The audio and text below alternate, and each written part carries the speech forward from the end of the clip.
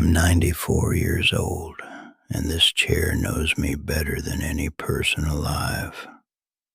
Look at it. Go ahead. It's just an old recliner. Olive green.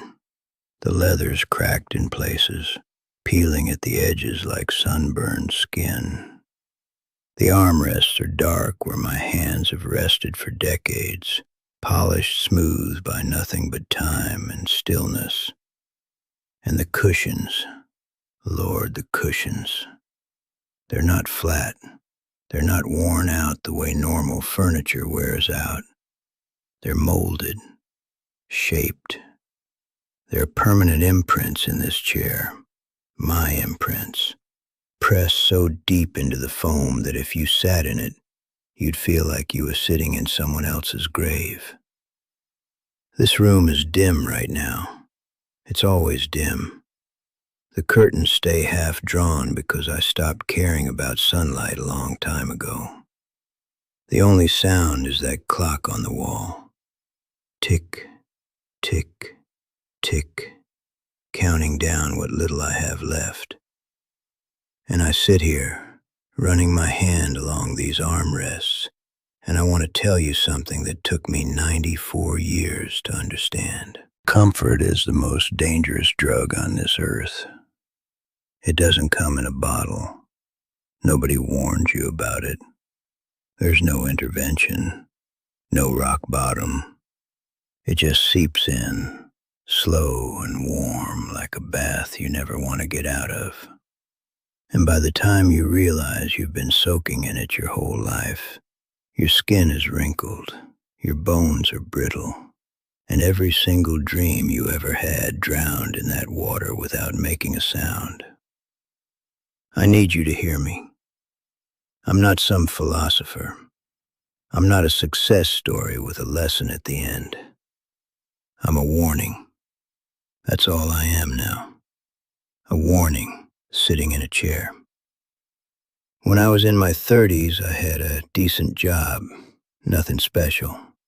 Warehouse supervisor, steady paycheck, benefits, enough to cover the mortgage, keep food on the table, and leave a little room for extras.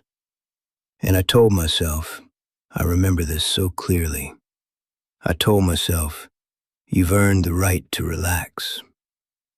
Those 6 words, those 6 stupid, poisonous words, they became my religion. I'd come home and the recliner was waiting, always waiting. I'd pull that lever on the side. You know the sound, that mechanical click, and then the footrest swinging up, and I'd sink in.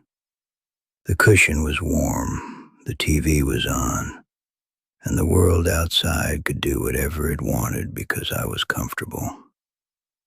My buddy Frank came to me one spring, said he was starting a small contracting business, needed a partner, someone to split the risk.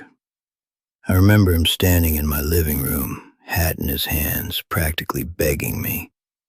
And I looked at him from this chair and said, Frank, I got a good thing going. I'm not looking for headaches. Headaches. That's what I called opportunity. The headache. Frank built that company into something real, employed 30 people at its peak, put his kids through college with it, retired with stories, with scars, with pride. And me? I pulled the lever and sank a little deeper. My daughter, Sarah, she had this science fair when she was 11, built a volcano out of paper mache. She came into the living room that evening, backpack over one shoulder, eyes bright the way only a child's eyes can be. And she said, Daddy, the fair is tomorrow night. Will you come? I told her I'd think about it. There was a game on. I don't even remember which game. I don't remember the sport. But I remember choosing it over her. She went with her mother, won second place. I found the ribbon on the kitchen counter the next morning. I didn't even mention it. My wife, Darlene, she used to ask me to walk with her in the evenings, just around the block, nothing grand. She'd stand by the front door with her sweater on and say, "Come walk with me, the air's nice tonight." And I could smell it, the jasmine from the neighbor's yard drifting through the screen door. I could feel the cool breeze, but the cushion was warm. The recliner had me. And I'd say, "Maybe tomorrow, Dar." Tomorrow. I must have said that word 1,000 times. Tomorrow became next week. Next week became never. The smell of my life in those years wasn't jasmine. It was microwave dinners. Plastic film peeled back, steam rising off processed mashed potatoes. That was the smell of my comfort. That was the aroma of a man slowly disappearing. And here's the thing that haunts me. I wasn't lazy in the way people picture lazy. I went to work. I paid my bills. I mowed the lawn. But I never did anything that scared me. I never risked anything. I never bled for a dream. I mistook the absence of pain for the presence of happiness. And those are not the same thing. They are not even close. My neighbors struggled. They argued about money. They failed at businesses. They moved across the country for jobs that didn't pan out. And they grew. They had stories etched into their faces. They had depth. I had a perfectly preserved recliner and a shallow life to match. Now let me tell you about the night that broke me. I need you to listen to this part carefully, because this is the part I can never take back. I was 71 years old. It was Thanksgiving. The house was full for once. Sarah and her husband drove in from out of state. My son Michael brought his 2 boys. The kitchen was alive in a way this house hadn't been in years. I could hear pots clanging, the oven door opening and closing, that heavy, wet heat of a turkey roasting pushing its way through the whole house. Cinnamon from something Darlene was baking, a pie, I think. Sweet potatoes with marshmallows browning on top. The whole place smelled like what a family is supposed to feel like. I was in the living room, in the chair. Where else would I be? The football pregame was on, volume low, and I could hear everything happening in that kitchen. Laughter. Sarah teasing Michael about his haircut. Glasses clinking. The small, beautiful noise of people who love each other being together. And then my grandson, Tyler. He was maybe 13 at the time. He asked a question. He didn't know I could hear him. The kitchen was only 15 feet away, separated by a half wall, and his voice carried the way young voices do, clear and careless. He said, "How come nobody ever asked Grandpa for advice?" And the kitchen went quiet. Not the polite kind of quiet, the heavy kind. The kind where everyone looks at each other and nobody wants to be the one to speak. I heard a spoon stop stirring. I heard someone set down a glass too carefully. The silence lasted maybe 4 seconds. 4 seconds that stretched out like a lifetime. Then Sarah spoke. My daughter. My little girl with the volcano and the second place ribbon. She said it softly, almost like she was protecting me even though she didn't know I was listening. "He never really did anything, honey." 5 words. She didn't say them with malice. She didn't say them to be cruel. She said them the way you state a fact about the weather. Matter of fact. Inarguable. The sky is blue. Water is wet. Your grandfather never really did anything. I sat there in this chair and I could not move.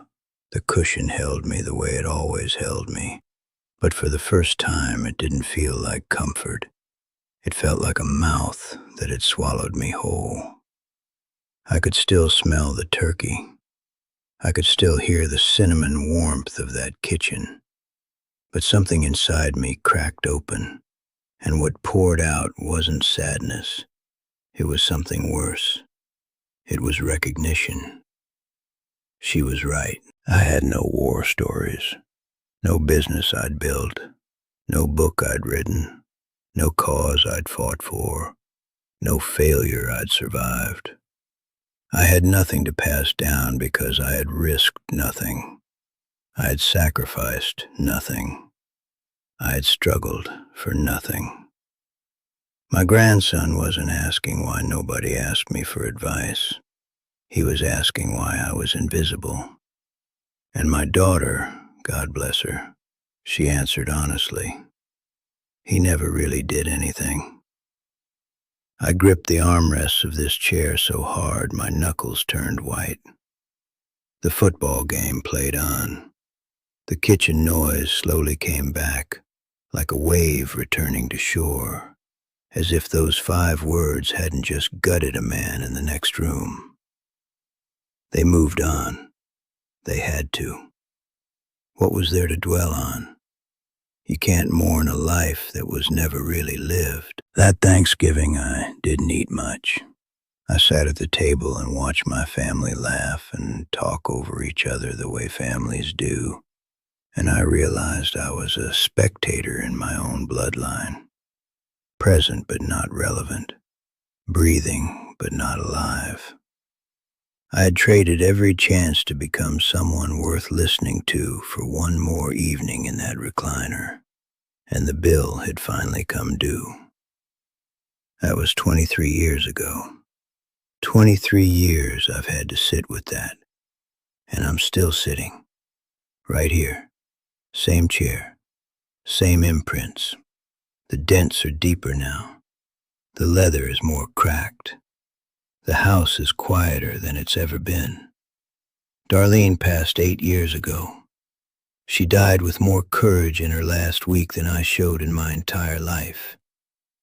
The phone sits on the side table, right there, close enough to touch.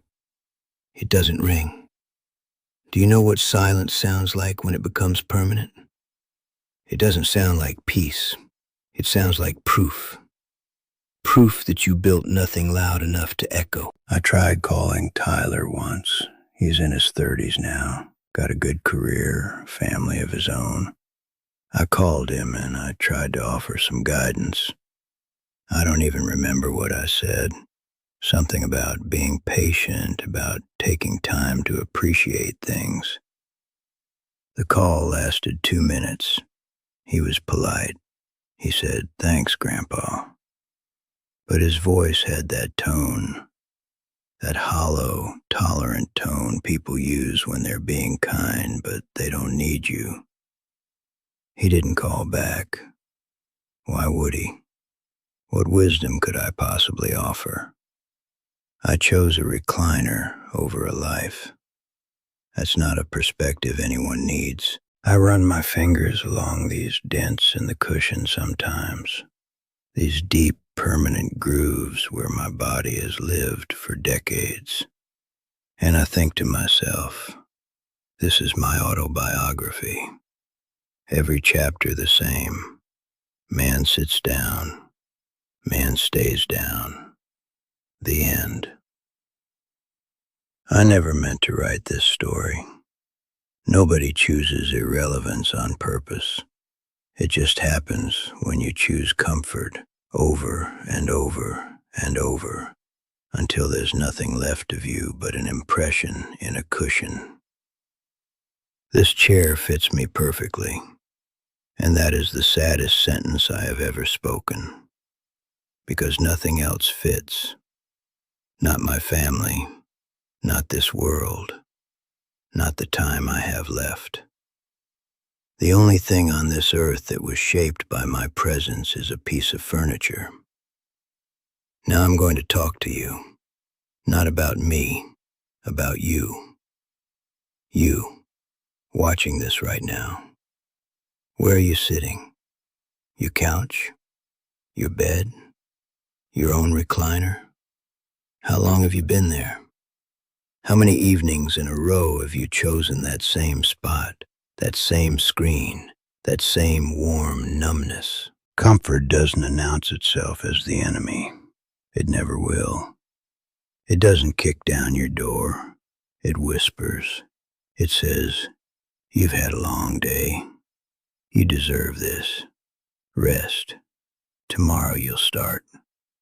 And tomorrow, it whispers the same thing.